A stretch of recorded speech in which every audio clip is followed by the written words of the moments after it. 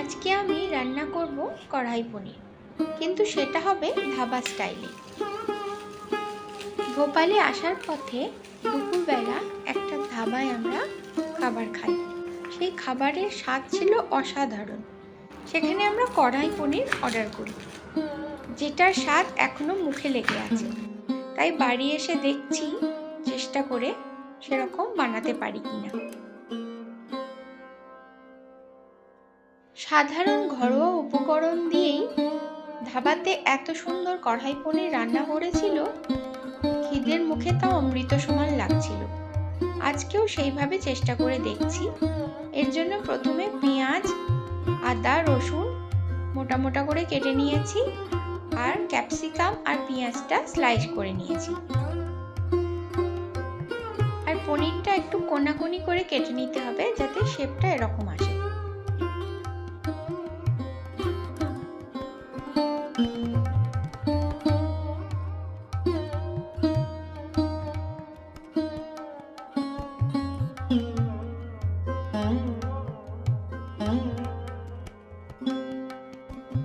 মোটা মোটা করে কেটে রাখা আদা, পেঁয়াজ, রসুন আর কাঁচা লঙ্কা মিক্সিতে পেস্ট করে নিয়েছি।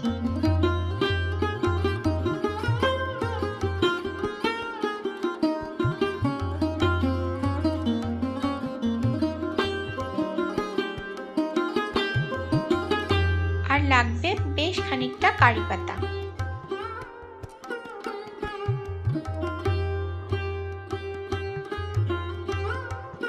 পনিরের মধ্যে প্রথমে একে একে নুন, হলুদ, লঙ্কা দিয়ে ভালোভাবে মাখিয়ে কিছুক্ষণ রেখে দিতে হবে।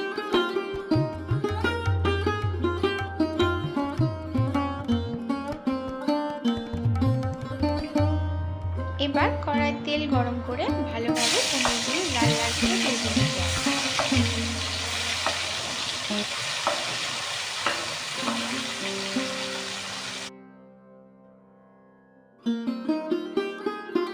ভাজার সময় একটু বেশি তেল দিয়েই ভাজতে হবে, কিন্তু এতটা তেল লাগবে না। রান্না করার আগে এর থেকে খানিকটা তুলে রাখতে হবে পেঁয়াজ, ক্যাপসিকাম ভাজার জন্য। এইভাবে পনিরগুলো যখন সুন্দর লালচে রং হয়ে যাবে, তখন সেগুলোকে অন্য একটা জায়গায় তুলে রাখতে হবে।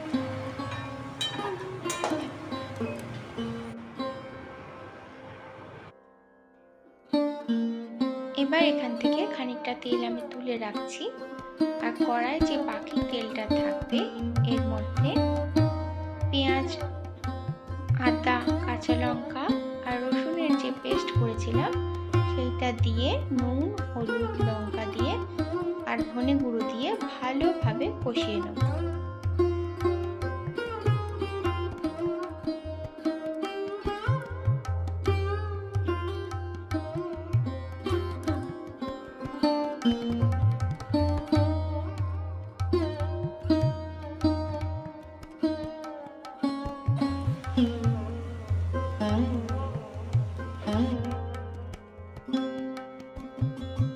মশলা যখন সুন্দর কষে আসবে, তখন ওর মধ্যে দিয়ে দিতে হবে বেশ খানিকটা জল, দিয়ে মশলাটা ভালোভাবে ফুটতে দিতে হবে।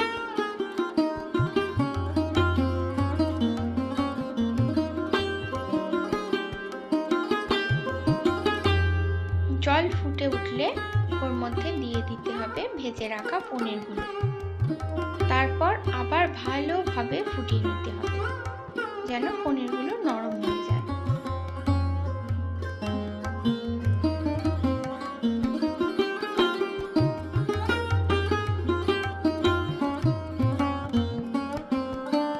পনিরের গ্রেভিটা খুব গামাখা করার দরকার নেই, একটু ঝোল ঝোল থাকাই ভালো।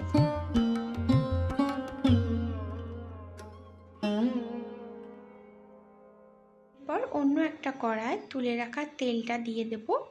তেলটা ভালোভাবে গরম হলে ওর মধ্যে দিয়ে দেবো জিরে আর শুকনো লঙ্কা, আর রসুন থেতো করে বেশ খানিকটা রসুন দেব, আর ভালোভাবে ভেজে নেব ফোড়নটা।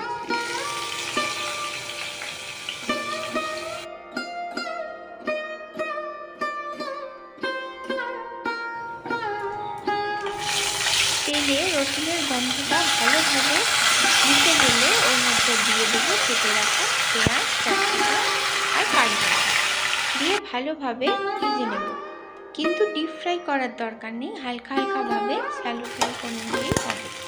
এরপর সব ভাজা পেঁয়াজ, রসুন, ক্যাপসিকাম, লঙ্কা সমস্তটা ওই পনিরের মধ্যে দিয়ে ভালোভাবে ফুটিয়ে নিতে হবে আর নাড়িয়ে চাড়িয়ে গা মাখা মতো করে নিতে হবে। তারপর সুন্দরভাবে পরিবেশন করতে হবে ধাবা স্টাইল কড়াই পনির। এর সঙ্গে লাগবে হাতে গড়া ঘরোয়া রুটি। বাড়িতে বানালে কমেন্টে বলো কিন্তু কেমন খেতে হয়েছিল।